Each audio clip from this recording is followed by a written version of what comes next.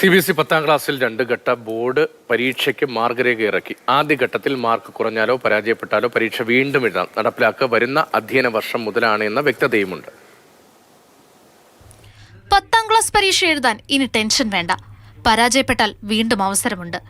പ്രതീക്ഷിച്ചതിലും കുറവാണ് മാർക്കെങ്കിലും വീണ്ടും എഴുതാം. എന്താണ് സംഭവമെന്നല്ലേ? CBSE 10ാം ക്ലാസ് വിദ്യാർത്ഥികൾക്ക് വരുന്ന അധ്യയന വർഷം മുതൽ 2 പൊതുപരീക്ഷകൾ ഉണ്ടാകും. 2026 ഫെബ്രുവരി 17 മുതൽ മാർച്ച് 6 വരെയാകും ആദ്യഘട്ട പരീക്ഷ.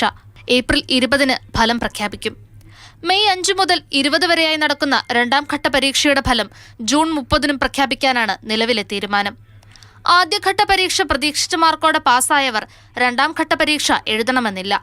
ഫലം മെച്ചപ്പെടുത്താൻ ആഗ്രഹിക്കുന്നവരും 1 മുതൽ 5 വരെ വിഷയങ്ങളിൽ പരാജയപ്പെട്ടവരും എഴുതിയാൽ മതിയാകും.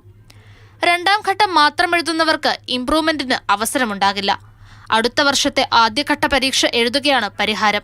പരീക്ഷ 2 ഘട്ടമാകുമ്പോൾ +1ലേക്കുള്ള പ്രവേശനത്തിലും ഇതിനനുസൃതമായി മാറ്റമുണ്ടാകും. ആദ്യഘട്ട പരീക്ഷയുടെ ഫലം വരുമ്പോൾ അത് ഡിജി ലോക്കറിൽ ലഭ്യമാകും. ആദ്യഘട്ടം വിജയിച്ചില്ലെങ്കിലും +1ലേക്ക് അപേക്ഷിക്കാവുന്നതാണ്. പക്ഷേ 2ാം ഘട്ടത്തിൽ വിജയിച്ചിരിക്കണം. ഇതോടെ ഒരിക്കൽ പരാജയപ്പെട്ടവർക്ക് അതേ വർഷം തന്നെ നല്ല മാർക്കോടെ വിജയിക്കാനുള്ള സുവർണാവസരമാണ് ഒരുങ്ങുന്നത്. News desk, Mathrubhumi news.